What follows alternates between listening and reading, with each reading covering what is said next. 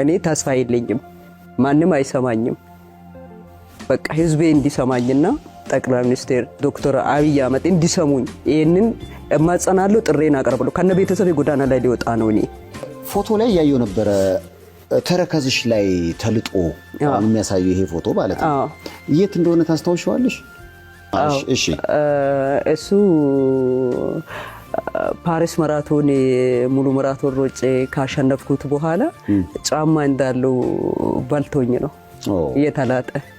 ግን አሸነፍኩት ተስምረው 2019 በፈረንጅ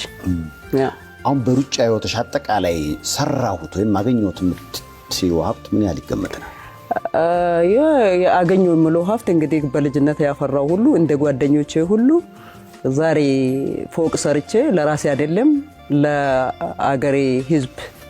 ታርፋለሁ ያልኩትን ኦሬዲ ገጄ አጥቼዋለሁ ምን ያህል ይገመታል እሱ ይሄንን እንግዲህ ግምቱ 11 ቤት 5 መኪና ከባንክ ቤት ውስጥ የወጣው ገንዘብ ግምቱን ላንተ ሊተው ከባድ ነው ይሄ ማለት እንደ ጓደኞቼ ፎቅ አቁሜ እንግዲህ ዛሬ ለራሴም ለአገርም የሚተርፍበት አጋጣሚ ነበር እኔ እንግዲህ አንቺ በመተነግሪኝና ደግሞ በሆነው ላይ ለምሳሌ ቀደም እንዳልሽው ነው ከባንክ ጋር በተገናኘ በደል ደረሰብኛልሽ ከዛ ደግሞ ከፖሊስ ጋር በተገናኘ ከለላ ለማግኘት አልቻልኩም ማልሽ እንደገና በፍርድ ቤት እስከሰበር እኔ በዚህ ደረጃ ነገሮች አንተ ላይ ተናቦ ይደረጋሉ ብዬ ስለማላስብ ነውና ምናልባት ገለቴ እንደራስሽ እኔ ጋስ ሰራሁት ምትዩ ስህተት ወይ ጥፋት አለ ማለት አንዳንዴ በዚህ ደረጃ ፍርድ ቤት እስከሰበር ድረስ ሊፈርድ አይችልም ሲፈርድም ደግሞ የሆነ በቂ ምክንያት ይዞም ይመስለኛልና ያ ምን ይመስልሻል አንቺ ምንድነው ምሉት እንግዲህ በሕገ መንግስት ላይ የተቀመጠ ምሉት ነገር አለ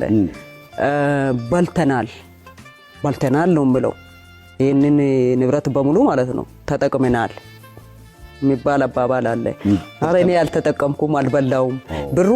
ብሩ እንኳን ወደ አካውንት ያልገባም